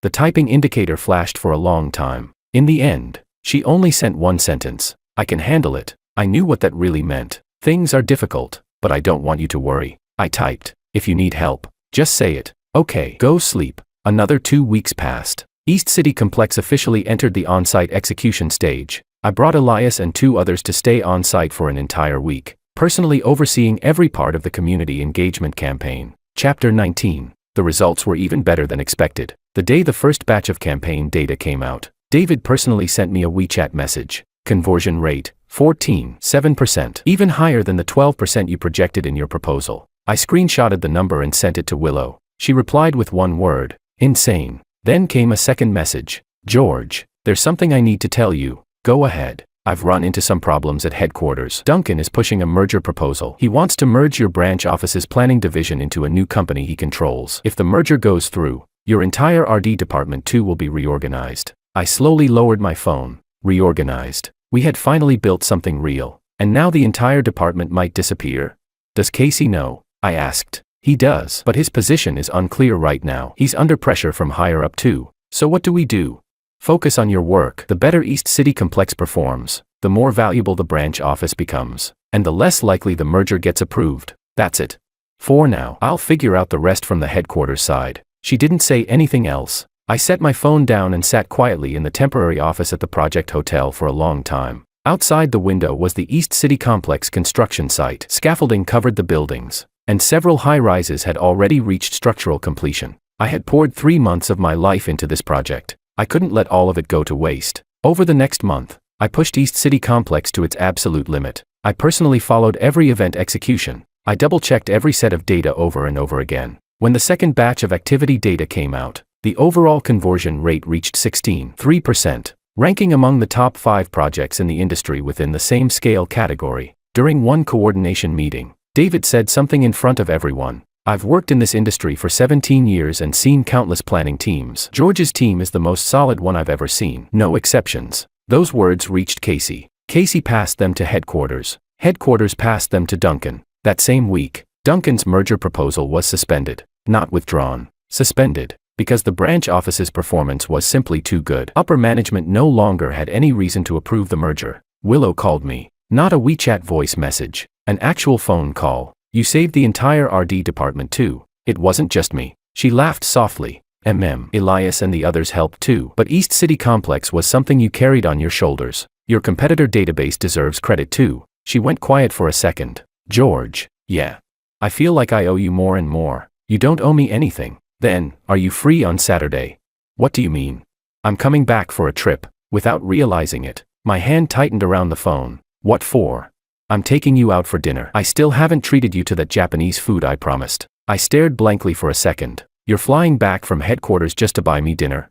Not exactly. I have some work stuff to handle too. Then she added, while I'm at it. She always said things like that, as if every kind thing she did for me was just incidental. Okay, the same place as last time, she said, 27th floor. Okay. After hanging up, I realized I was already standing. I had no idea when I got up. Luis was gaming across the room and said without even looking over, "You're grinning like an idiot." I immediately forced my expression back under control. At 5 in the afternoon on Saturday, I arrived at the Japanese restaurant. Willow was already there. She had changed a little. She had cut her hair short, only reaching her chin now. New hairstyle? I asked. Yeah, things move fast at headquarters. Long hair's too troublesome to maintain. It looks good. She didn't respond to that. She simply lowered her head and looked at the menu. Chapter 20. After the dishes arrived, we talked about work. The power struggles at headquarters were far more complicated than anything at the branch office. Duncan didn't just control one company. His influence within the industry association extended into every layer of the supply chain. Bringing him down would require dismantling everything step by step. Does he know you're targeting him now? She picked up a slice of tuna. Of course he knows. He's always known. But he doesn't know what I actually have. What do you have? I asked. Some things. She brushed it off vaguely. It's still not enough. I'm missing one final key piece. What piece? She looked at me. Do you trust me? I do. Then don't ask. You'll know when the time comes. Halfway through dinner, she put down her chopsticks. George, you've changed a lot these past 6 months. How? You talk more now. After thinking about it, she was right. Back then, during the entire year and a half I worked under her, I had spoken only 17 sentences to her. Now I could say 17 sentences over a single meal. I smiled. You've changed too. How? You never used to ask me things like, do you trust me? She didn't answer directly. She took a sip of water. There's one more thing. She pulled an envelope from her bag. I need your help with Duncan. I accepted the envelope and opened it. Inside was a financial audit summary from Oceanwide Real Estate. What's this? Willow explained. There are problems with Duncan's investments in Oceanwide Real Estate. He used related party transactions to move a sum of money. David uncovered some leads, but he doesn't dare report it directly because Duncan has allies on the board. How did you get this? David trusts you. She looked at me steadily. During East City Complex, you built an excellent working relationship with him. He gave this to you through me. I froze for a second. Wait, he gave this to me? Willow nodded. He said if someone has to expose this matter, he'd rather it be someone without a direct conflict of interest with Duncan. He doesn't want it to look like internal corporate infighting. But you're an external partner. She pushed the envelope closer to me. During the execution of East City Complex, you accidentally discovered financial irregularities on the client's side and reported them out of professional ethics. Completely reasonable. I stared at the documents and frowned. The risks involved in this. There are risks, she admitted openly, but there are rewards too. If Duncan falls, Oceanwide Real Estate's new management will remember you. East City Complex still has Phase 2 and Phase 3. They'll all be yours. I shook my head. That's not what I care about. Then what do you care about? I looked at her. If this gets traced back to you being the one behind it, it won't. She pushed the envelope firmly into my hands. I've been walking this line for 2 years. From the very first day he forced me out of headquarters, I started preparing. Every single step has been clean. Chapter 21. 2 years. She hadn't been exiled to the branch office. She had been setting the board. I looked into her eyes and suddenly realized the person sitting in front of me was sharper than every version of her I had imagined. George, you can choose not to help. This wasn't your problem to begin with. What do you mean it's not my problem? I slipped the envelope into my bag. You spent 2 years digging a trap for that man. I spent 5 months sending you allowance money. Whatever this relationship is, it stopped being simple the moment that first transfer happened. She froze for a second. Then she smiled. How many times had I seen that smile already? At some point, I had lost count. All right. She stood up. Then I should head back. There's an important meeting at headquarters next week. Want me to call you a car? No need. She picked up her bag, walked to the door, then suddenly turned back. George, yeah. Lately, are you still sending allowance money to your sister? $500 every month, right on schedule. Positive you didn't send it to the wrong person? I raised 3 fingers. I checked 3 times before every transfer. Good. She pushed open the door. After all, there are only 3 copies of that profile picture on the entire internet. If you send it to the wrong person, you won't get it back. Then the door closed behind her. I sat alone by the window on the 27th floor, the skyline stretching endlessly outside. That document rested quietly inside my bag, and I knew, the moment I accepted it, I stopped being just an ordinary advertising planner. I had become a chess piece on the board, but Willow wasn't using me. She trusted me. What's the difference between trust and manipulation? Trust gives you a choice. Someone using you would never do that. I finished the last sip of sake in my glass and went downstairs. The next day, I contacted David. I've reviewed the documents. I'd like to meet and discuss this in person. He replied. Wednesday noon. Same place. On Wednesday at noon, I met David at a cafe near Oceanwide Real Estate. He looked thinner than last time, and the dark circles behind his glasses had become even heavier. George, let me make one thing clear first. I'm giving you this information in a personal capacity. It has nothing to do with Oceanwide Real Estate's official position. I understand. Duncan used a shell company called Jinhong to inflate procurement costs during East City Complex's construction purchasing phase. More than $20 million was involved. Part of the money eventually flowed back into his personal accounts. Is the evidence solid? I asked. David nodded. The financial data itself is clean enough to hold up. But if we go through the industry association's reporting process, the complaint has to be submitted to the regulatory committee. He paused briefly. And coincidentally, the committee director happens to be Duncan's college classmate. What about the courts? That's possible, but we need a whistleblower. No one inside Oceanwide Real Estate wants to be the one sticking their neck out. So you're looking for an outsider. You're the best candidate. He looked directly at me. During East City Complex's execution, you had a legitimate path to discover the irregularities. I can provide procurement contracts and payment records to support the case, but the signature on the report has to be yours. I leaned back in my chair and thought quietly for a while. Boss Chan, can I ask you something personal?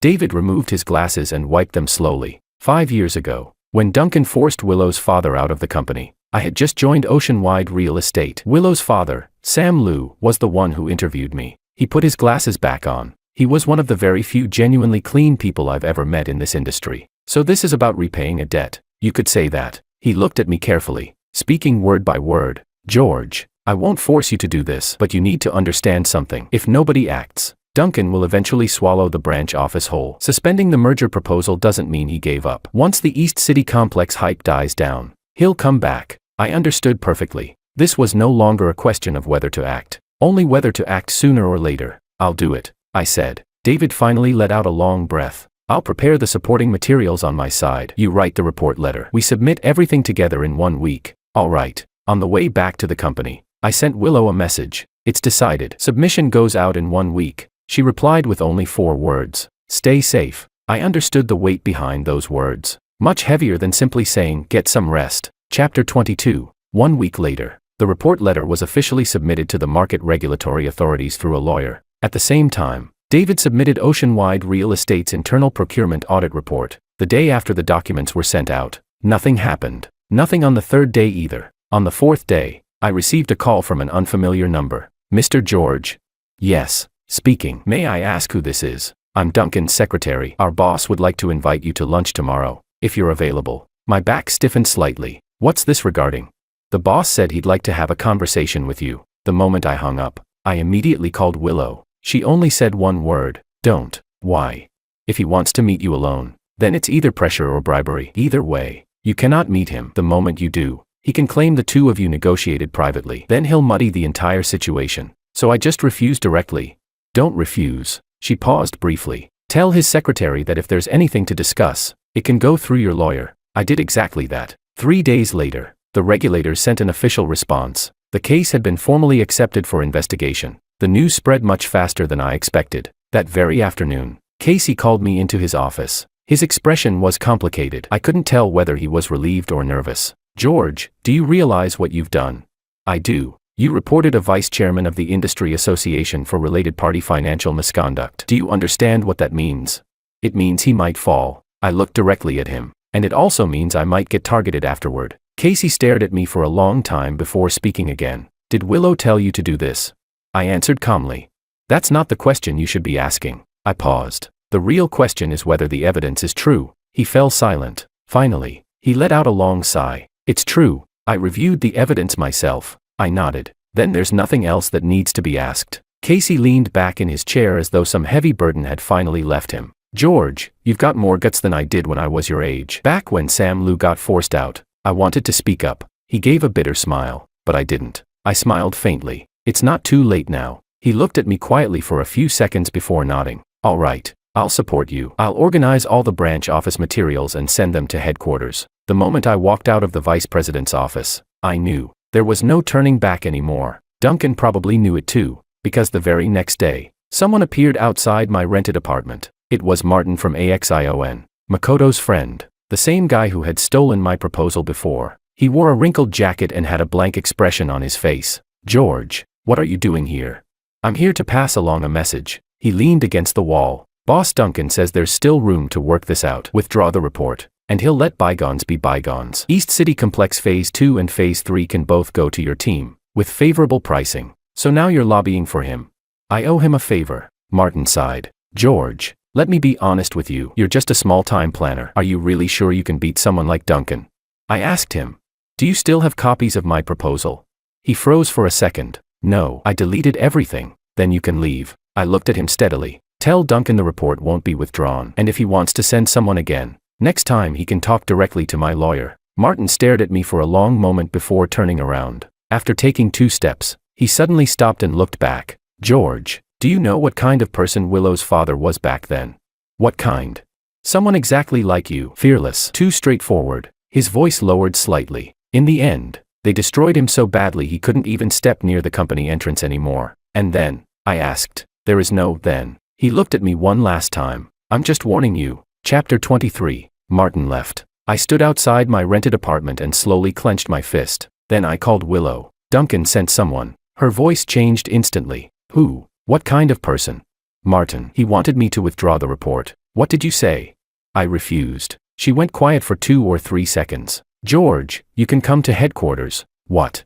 I applied for a position at headquarters, senior supervisor of the planning center. The role reports directly to me. If you come here, you won't have to stay at the branch office as Duncan's target anymore. Willow, if I leave, what happens to the branch office? What happens to East City Complex?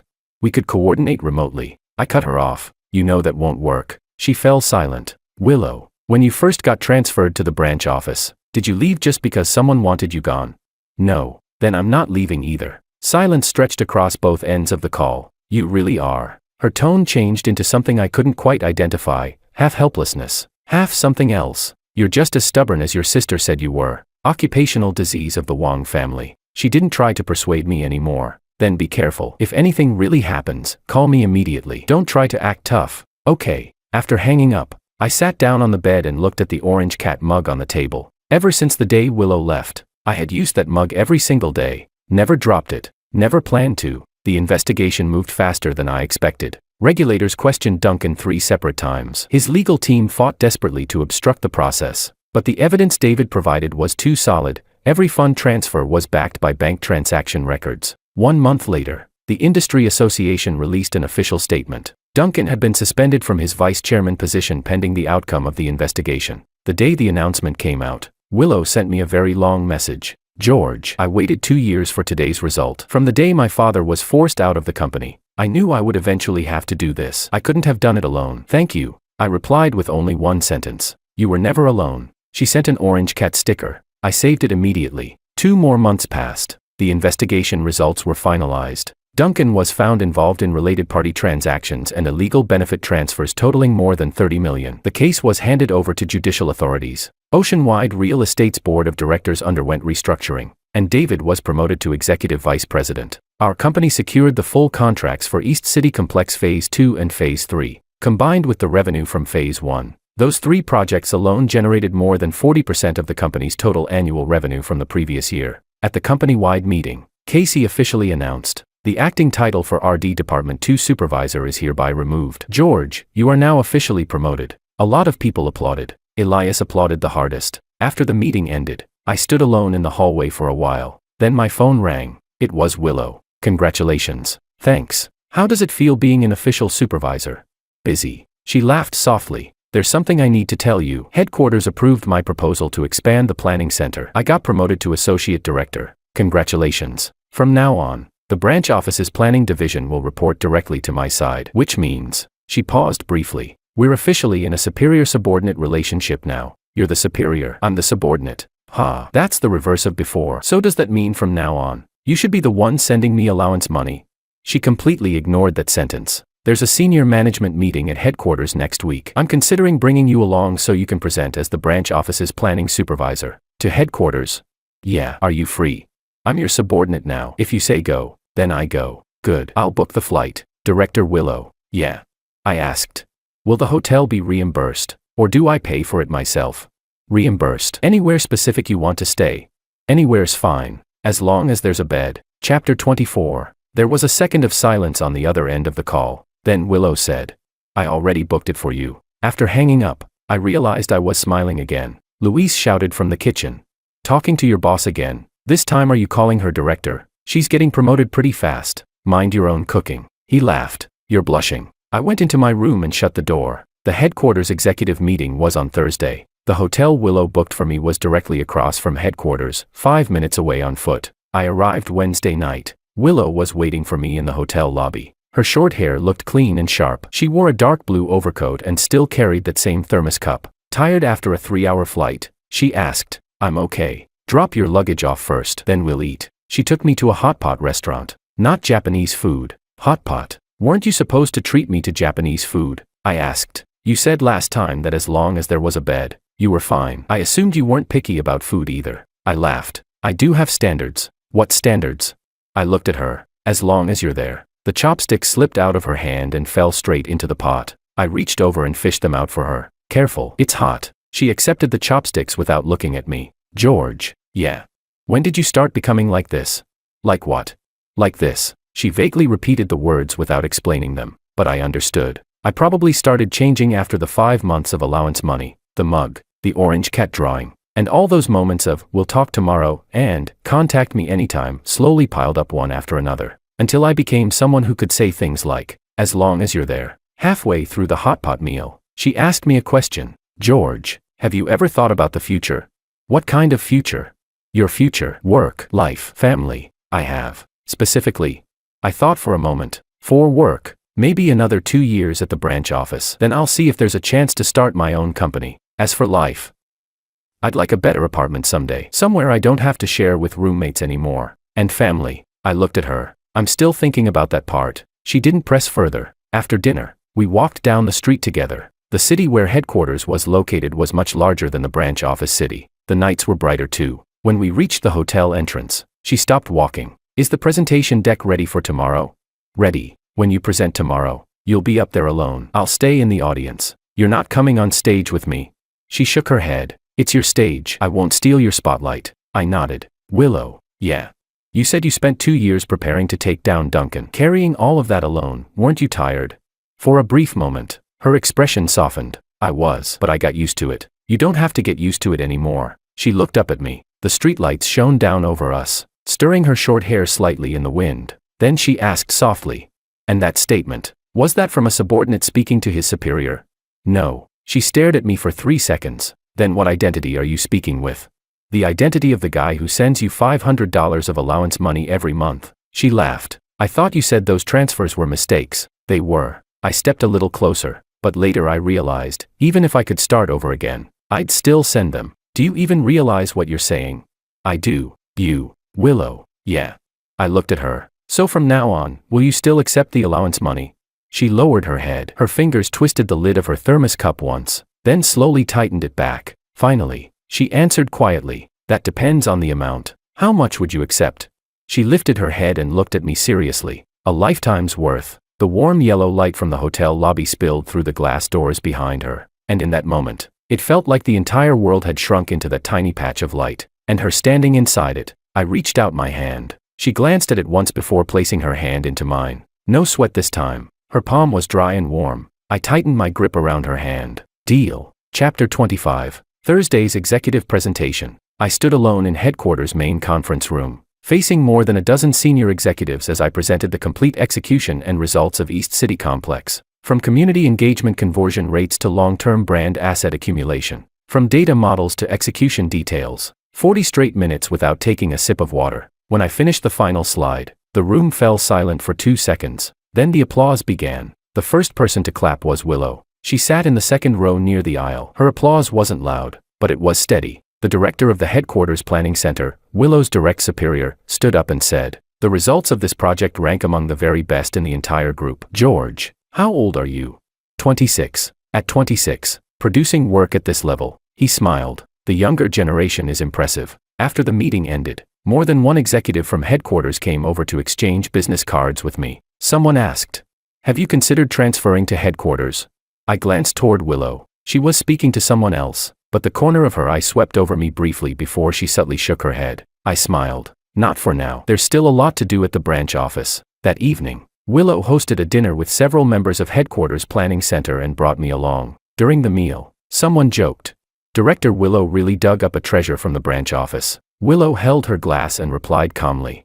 I didn't dig him up. He grew on his own. After the dinner ended, we walked together along the avenue in front of the headquarters building. You did really well today, she said. You've already said that 3 times. When something's good, it deserves to be said more than once. She walked a few more steps, then suddenly turned around to face me. George, about last night. Which part? She looked at me quietly. The deal part. Yeah, what about it? Are you sure? I answered. More sure than when I sent the allowance money. She stared at me for a few seconds, then lightly tapped my arm with her thermos cup. Then after we go back, she paused briefly. Tell your sister something. What? Tell her she's getting a sister-in-law. My brain froze for a second. By the time I reacted, she had already turned around and started walking away. I hurried after her. Willow. What? Don't walk so fast. I wasn't finished talking. What else is there to say? I looked at her. If you're going to be my future wife, then my mom needs to meet you first. Her steps slowed slightly. When? Mid-Autumn Festival. Come back to my hometown with me. Is your mom easy to get along with? My mom only has one requirement. What requirement? You're not allowed to be too skinny. She stopped walking completely. Then she turned around and did something I had never seen her do before. She leaned her head gently against my shoulder, only for 2 or 3 seconds. Then she straightened up and walked toward the hotel without looking back. I stood there in the middle of the avenue. Above me were the bright lights of headquarters office tower. Behind me were countless people hurrying home late at night. I took out my phone and sent Lillian a message. Lillian. What? That orange cat profile picture artist of yours. Is the artist called Goodnight Orange Cat? Yeah. Why? That artist might become your sister-in-law. There was no reply for a full minute. Then Lillian bombarded me with messages. What? You mean the older sister who draws the orange cat? That super pretty older sister. Bro, you actually pulled it off. How did you even do it? I replied with one sentence. Using your allowance money. What does that even mean? I'll explain later. No, you explain right now. George, get back here.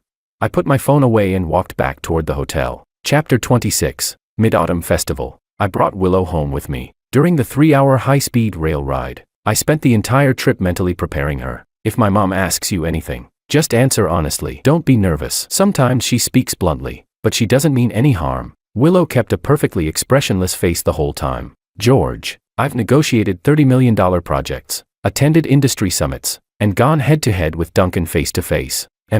It's just meeting your family. I'm not nervous. I glanced at her. Your thermos lid is screwed on backward. She lowered her head, looked at it silently, then quietly fixed it. The moment we reached the front door, Lillian was the first one to rush outside. The instant she saw Willow, she let out the kind of scream only a 20-year-old college girl could produce. Sister, it's really you. Oh my God, you're even prettier than your photos. Willow was completely stunned by the overwhelming enthusiasm and froze in the doorway. My mom came out from the kitchen without even removing her apron and looked Willow up and down 3 times. Not too skinny. One sentence. Willow's shoulders visibly relaxed. At the dinner table, Lillian's eyes never left Willow for even a second. Sister, how did you meet my brother? Willow answered calmly. Your brother sent me allowance money for 5 months. I almost slipped straight out of my chair. What? Lillian turned toward me. The person you accidentally transferred the money to before. So it was sister-in-law the whole time. She wasn't your sister-in-law back then, I desperately explained. Lillian pointed at me dramatically. But you never asked for the money back. You told me before that you were going to get it back from her. I scratched my head awkwardly. Later on, I thought about it and decided to forget it. My mom had pieced everything together by now. She looked at me and commented, idiots really do get blessed by fate. Then she turned toward Willow. Busy with work? Pretty busy. Even if you're busy, you still need to eat properly. Look at those arms of yours, Mom. My mom stopped talking, but not before stuffing 3 pieces of ribs into Willow's bowl anyway. After dinner, Lillian dragged Willow onto the living room sofa to chat like they'd been best friends for 10 years. I stayed in the kitchen helping my mom wash dishes. It would have been nice if your father were still here, my mom suddenly said. My dad passed away 3 years ago. Heart disease. It happened suddenly. If he could see that you found such a capable girlfriend, he'd definitely be happy. I didn't say anything. I just placed another plate onto the drying rack. Mom, what do you think of her? My mom wiped her hands slowly. I think she carries a lot inside her. She looked at me. She's a good person, but you need to support her. Don't let her shoulder everything by herself. I know. You know nothing. My mom's expression darkened instantly. Your father said the same thing back then. Said he understood, but whenever something happened, he never told me anything. And then one day he was gone, and I knew nothing at all. She turned her back toward me. I stood quietly in the kitchen, staring at her silhouette. Then I walked out. As I passed the living room, I saw Willow and Lillian sitting shoulder to shoulder, looking at Willow's phone together. They seemed to be scrolling through all the orange cat drawings Willow had made. Willow heard my footsteps and looked up at me. I gave her a small hand signal that meant, everything's okay. She lowered her head again. The tips of her ears had turned red once more. A lot happened that year. East City Complex Phase 2 launched. achieving a 78% sales absorption rate in its very first month, breaking the historical record for the East City District. When David called me afterward, he said, "Choosing your team back then was one of the best decisions I've ever made." Duncan's case officially entered judicial proceedings. The court's first ruling found him guilty of illegal related party transactions involving $34 million. Sentence: 6 years in prison. The day the verdict came out, Willow Lou went alone to her father's old company building. It had already been liquidated and turned into a convenience store. She sent me a photo. Beneath the convenience store sign hung an old faded plaque with barely visible lettering. It read, "Lou Planning. My dad's company." She texted, "I know. Duncan went to prison. But my dad's company still can't come back." I didn't say something shallow like, "Everything will get better," because some things really don't get better. Gone means gone. So instead, I told her, "Willow, everything you're building now is another Lou Planning." She sent a very long ellipsis. Then, "When did you become so good with words?" "I learned from you for 2 years, she corrected me. "A little over 2 years. 2 years and 3 months, she replied. "Counting from the first time you transferred the allowance money to the wrong person." Chapter 27. That night, we stayed on the phone for 40 minutes. We didn't talk about anything important, just random little things. She said the landscaping around headquarters was terrible. Nothing outside the windows except skyscrapers. I told her the branch office cafeteria had hired a new chef, and the food had actually become good. She said she'd drawn a new orange cat. For herself this time. I told her the orange cat mug on my desk had cracked along one side, but I glued it back together and it still worked. "Throw it away," she said. "I'll mail you a new one." "I'm not throwing it away." "Why not?" "It has sentimental value." "You're really that nostalgic?" "When it comes to things you gave me, yeah." She didn't respond to that, but the next day, I received a package. Inside was a brand new orange cat mug. At the bottom were handwritten words. Second one, "Don't break this one." I placed the old mug and the new mug side by side on my desk. Elias said my workstation looked like a cat cafe. 1 year later, Willow got promoted to director. I became vice president at the branch office. East City Complex Phase 3 was completed and officially became one of the city's landmark projects. During the completion ceremony, David gave a speech. This project took 3 years from planning to completion. Over those 3 years, I watched a team start from nothing and gradually turn an ordinary commercial complex into one of this city's calling cards. He looked toward us. From George, who rose from supervisor to vice president, to Willow, who rose from the branch office to headquarters, they proved one thing. The most valuable thing in this industry isn't creativity or resources. It's having someone you can truly trust. The audience applauded. Willow stood quietly in the crowd instead of going on stage. After the ceremony ended, I found her outside. "Why didn't you go up there?" "As long as you were up there, that was enough." "You always say that." "Because it's true." We walked out of the venue together. Outside was a beautiful afternoon full of sunlight. The 3 towers of East City Complex reflected brilliant light from their glass curtain walls. She stood right at the border between sunlight and shadow and looked up at the buildings for a moment. "George, yeah. Do you still remember the day you first transferred allowance money to me?" "September 1st. You even remember the exact date?" I nodded. "Of course. It was Lillian's first day of school. I always sent her money at the start of every semester." She smiled awkwardly, "And it ended up getting sent to me." I shook my head. "And because of that, I met you." She turned to look at me. The sunlight fell across her face, and her eyes looked unbelievably bright. "From now on," she said softly, "you don't need to send me allowance money anymore." "Why?" "Because from now on, our money belongs together." She reached into her bag and pulled out a small red booklet. The household registration booklet. The transfer had already been completed. I stared at it in shock. "When did you?" "Last week, while you were away on your business trip." She opened it and showed me the first page. Under the head of household section was her name. "You transferred it first." "Was worried you might change your mind." I took the booklet from her, looked at it for a few seconds, then closed it and slipped it into my own bag. "Willow, yeah. You really are something." I laughed helplessly. "From beginning to end, there's never been a single thing where you waited for me to speak first." She looked completely justified. "Because you barely talk with your original 17 sentences in a year and a half level. If I waited for you to make the first move, we'd probably have to wait until retirement." I laughed, really laughed, standing there in front of East City Complex, laughing out loud. She laughed too. Sunlight, glass curtain walls, a tiny red booklet, and an orange cat profile picture that had stayed beside me on WeChat for the past 2 years. That night, I sent Lillian a message. "Lillian, what now? Your sister-in-law is officially online." "Huh? What does that mean?" "We got married." "You got married?" Then came an entire minute of non-stop message spam. The last message was a voice note from Lillian. I played it once. On the other end, she was sobbing dramatically. Brother, someone finally wanted you. I'm so touched. Woo. Willow leaned over and listened to part of it. Then she commented seriously. Your sister is really adorable. Wait until she finishes crying before you say that. Chapter 28. 5 years later, Willow and I started our own company in the same city where the branch office used to be. The company was called Goodnight Planning. Willow Lou came up with the name. I asked her, why not call it Lou Planning?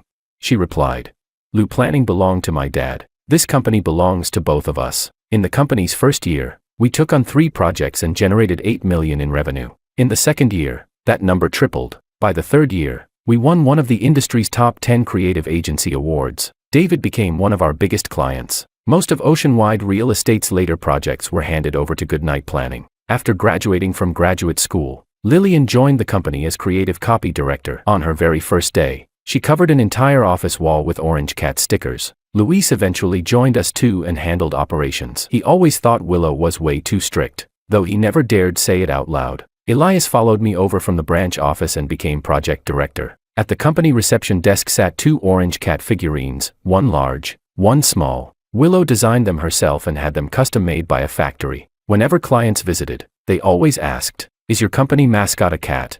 And I always answered, yeah, a cat that got sent the wrong allowance money and was never returned. Nobody ever understood the joke. Willow did. Every single time someone asked that question, she would glance at me. Inside that glance lived a $500 transfer, a mug, a third copy only on the entire internet illustration, an afternoon pretending to stay calm at an industry conference, a bidding war, a report letter, a hot pot dinner, a little red marriage booklet, and the entire story of 2 people, 2 years, no, 5 years, no, every year still ahead of us. That night when we got home, our daughter bounced off the sofa and ran toward us. Daddy, Mommy.